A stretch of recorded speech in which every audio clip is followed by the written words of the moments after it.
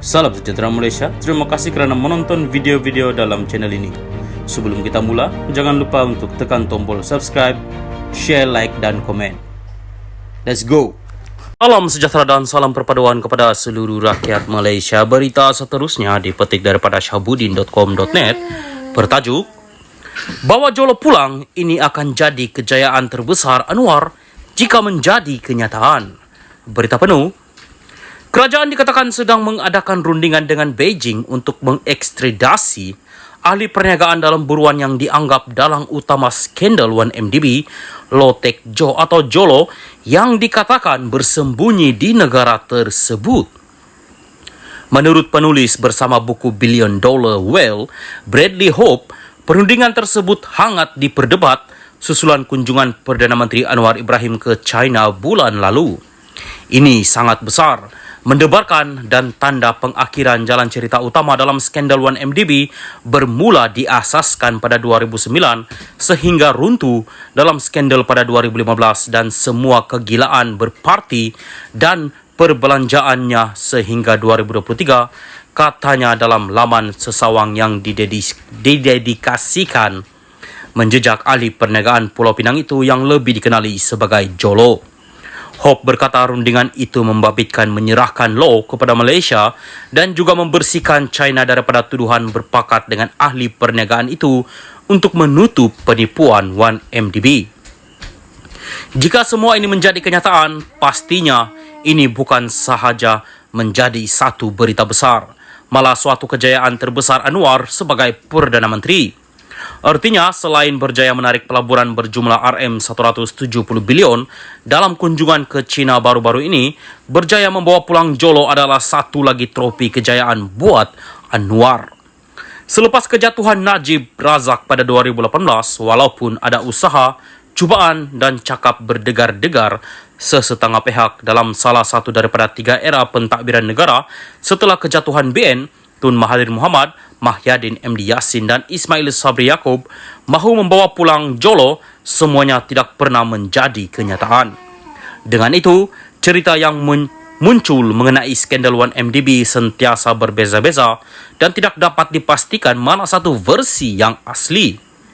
Bahkan, Najib sendiri mendakwa kerajaan ditipu oleh Jolo dalam skandal 1MDB itu.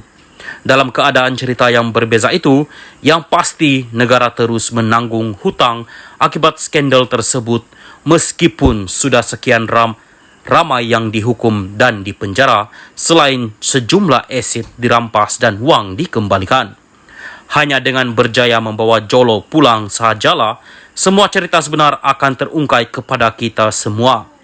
Untuk itu, diharapkan spekulasi terbaru yang timbul mengenai rundingan membawa Jolo pulang adalah cerita benar dan benar-benar akan menjadi kenyataan. Sekian berita, salam Malaysia Madani. Salam sejahtera dan salam perpaduan kepada seluruh rakyat Malaysia. Berita panas malam ini dipetik daripada Malaysia Kini bertajuk Raya kali ini tiada erti buat kami sekeluarga, kata anak Najib. Berita penuh. Hari raya kali ini tiada erti buat kami sekeluarga kerana selalunya ayah sentiasa berada di sisi kami. Yana amat terkesan apa yang berlaku terhadap ayah sehingga beliau terpaksa beraya keseorangan di penjara. Itulah luahan hati anak perempuan bekas Perdana Menteri Najib Razak yang didapati bersalah dalam kes rasuah dan pengubahan wang haram SRC International pada pagi 1 Syawal. Menerusi hantaran di media sosial, Noriana Najib berkongsi suasana suram sambutan hari raya keluarganya tahun ini yang pertama sejak Najib dipenjarakan pada Ogos tahun lalu. Dalam video sepanjang 1 minit dan 30 saat yang memaparkan gambar-gambar sambutan hari raya bapanya pada tahun-tahun sebelum ini, Noriana, lebih dikenali sebagai Yana, mengimbau tradisi lazim keluarga mereka. Menjelang raya kebiasaannya, Yana akan memilih baju raya ayah.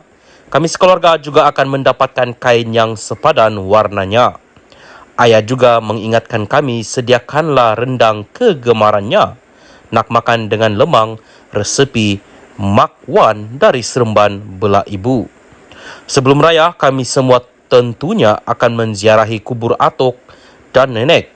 Di pagi raya, kami bersalaman memohon ampun dan maaf dan semestinya semua hadir bergambar sekeluarga. Sudah tiada tahun ini, apakah artinya raya bagi kami tanpa ayah? Di mana kemeriahannya gambar keluarga tahun ini? Raya tahun ini tidak bermakna kepada kami lagi, katanya. Kata Yana lagi, dia sangat rindu untuk berjumpa dengan bapaknya. Rindu yang tidak terkata. Yana merayu diberi peluang menziarahi ayah.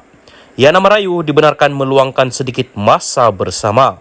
Yana merayu balas kasihan untuk bersama ayah di pagi raya.